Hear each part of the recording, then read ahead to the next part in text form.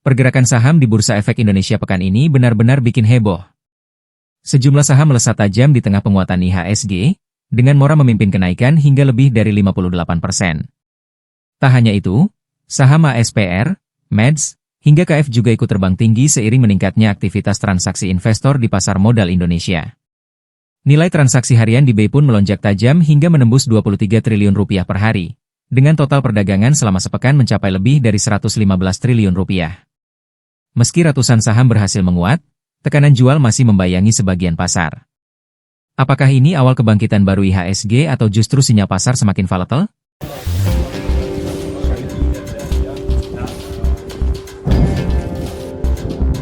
Langit Lebanon Selatan kembali dipenuhi asap pekat setelah serangkaian serangan udara yang diduga dilakukan Israel menghantam sejumlah kota. Di tengah tudingan pelanggaran gencatan senjata dengan Hezbollah, Israel juga memperingatkan warga untuk mengungsi dan disebut tengah menyiapkan zona keamanan baru di wilayah Lebanon. Situasi kian memanas saat ribuan korban jatuh dan ancaman konflik regional semakin meluas.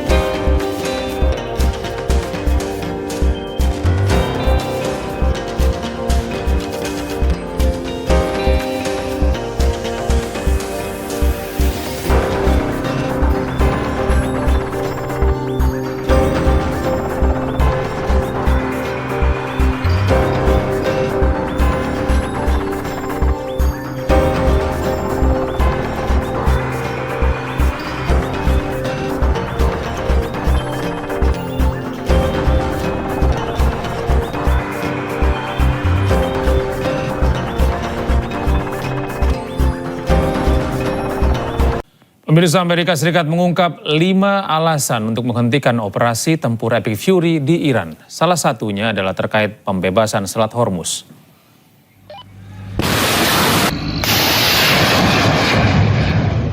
Amerika Serikat resmi akhiri operasi tempur Epic Fury di Iran.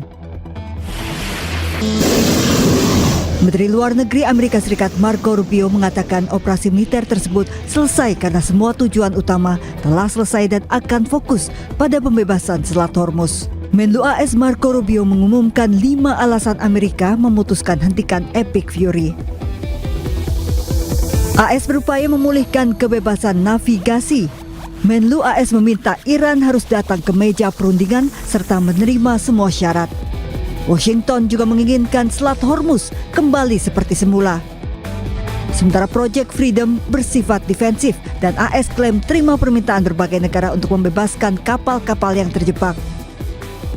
Well, that's one of the topics that needs to be discussed. I don't know about, I think you're linking it. The operation is over. Epic Fury, as the President notified Congress, we're done with that stage of it. Okay, we're now on to this project of freedom. As far as a negotiation is concerned, I think the President's been clear that part of the negotiation process has to be not just the enrichment, but what happens to this material that's buried deep somewhere that they still have access to if they ever wanted to dig it out. That has to be addressed, and that's being addressed in the negotiation. I'm not going to go further on what progress has been made on that topic because I don't want to endanger the negotiations, but suffice it to say that the President and this entire team is aware of the centrality of that question, and that will have to be addressed one way or the other. Operasi Epic Fury merupakan operasi militer Amerika Serikat terhadap Iran yang diluncurkan pada 28 Februari lalu. Menteri Perang Pete Hegseth saat itu mengatakan, misi Epic Fury yakni menghancurkan rudal ofensif Iran, Angkatan Laut Iran, serta infrastruktur keamanan lainnya. Tujuan akhir operasi ini memastikan Iran tidak akan pernah memiliki senjata nuklir. Berdasarkan pernyataan Kementerian Luar Negeri Amerika Serikat, operasi Epic Fury dilakukan atas permintaan dan untuk membela Israel selaku sekutu dekat Amerika Serikat.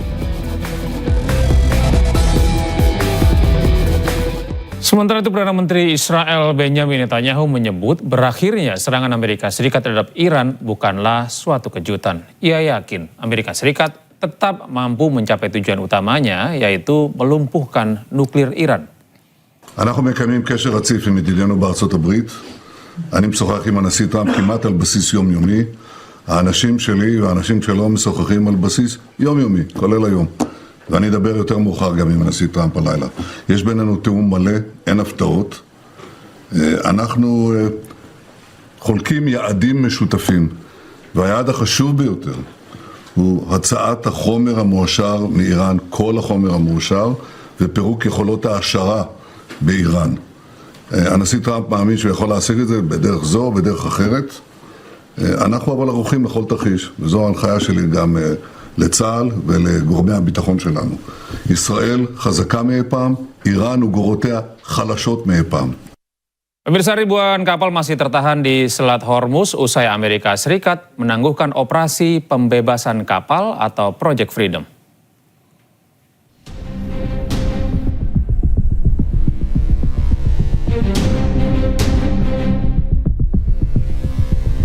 Upaya Amerika Serikat untuk mengawal kapal-kapal dagang keluar dari Selat Hormuz berakhir jauh dari harapan. Operasi Project Freedom yang digagas Presiden Amerika Serikat Donald Trump hanya bertahan 48 jam dan baru berhasil mengawal 2 kapal. Masih ada ribuan kapal yang tertahan di Selat Hormuz. Per 7 Mei 2026, CNN menyebut sekitar 1.600 kapal masih terjebak di salah satu jalur pelayaran paling vital di dunia ini. Kapal tersebut tanpa kepastian jalur aman untuk keluar di tengah ketegangan yang belum mereda. Padahal sebelumnya, Menteri Perang Amerika Serikat Pete Hegseth memberi sinyal kesiapan penuh militer Amerika dan menyebut telah membangun kubah di atas Selat Hormuz. As a direct gift from the United States to the world, we have established a powerful red, white, and blue dome over the strait. American destroyers are on station supported by hundreds of fighter jets. Operasi Project Freedom telah dimulai sejak Senin siang. Tujuan dari operasi militer ini ialah untuk mengawal kapal-kapal dagang yang melintas di Selat Hormuz. Presiden Amerika Serikat mengatakan bahwa operasi ini adalah blokade yang sangat bersahabat dari Amerika Serikat. Meski Project Freedom ditangguhkan sementara, Amerika tidak akan membuka blokadenya dari Hormuz. Pemirsa, Iran menyerang pangkalan Amerika Serikat di Erbil, Irak. Serangan mengguncang dan mengejutkan kawasan Erbil.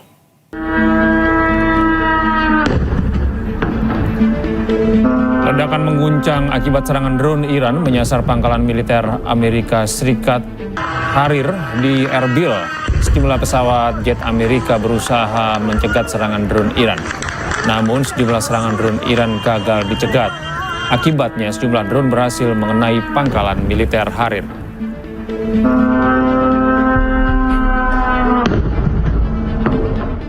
Presiden Iran Masoud Pezeshkian memuji pemimpin tertinggi Iran Mojtaba Khamenei setelah dirinya baru-baru ini bertemu dengan Khamenei.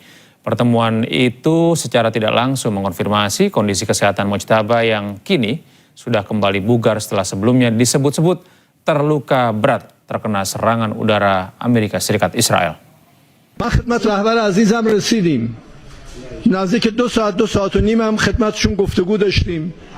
اولا باید خدمت شما بگم نگاه ایشون، نوع برخورد ایشون واقعا یه انسانی بود صمیمی و متواضعانه. از یه رهبر آدم یه چنین برخوردی به آدم بکنه. Pemirsa, Pakistan mengapresiasi upaya negosiasi damai antara Amerika Serikat dan Iran. Pakistan pun menyatakan untuk kesiapannya untuk terus mengawal proses perdamaian antara dua negara tersebut.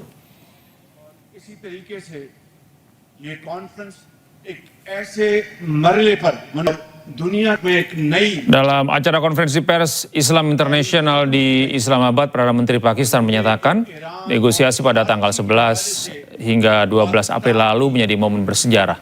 Lantaran untuk pertama kalinya Amerika Serikat dan Iran mau bertemu dan negosiasi. Pakistan pun menegaskan akan terus mengawal proses negosiasi hingga perdamaian tercapai di wilayah Teluk.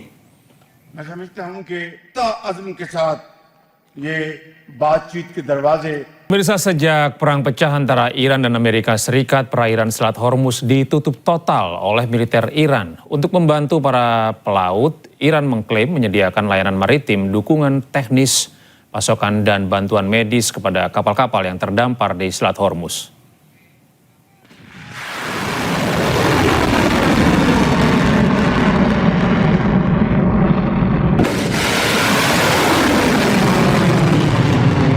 Semenjak perang meletus pada 28 Februari 2026, Iran menutup total perairan Selat Hormuz hingga ratusan kapal terdampak dan tertahan akibat blokade yang dilakukan oleh militer Iran. Sementara Iran siap menyediakan layanan maritim, dukungan teknis, pasokan dan bantuan medis kepada kapal-kapal yang terdampar di Hormuz dan di perairan teritorial regional.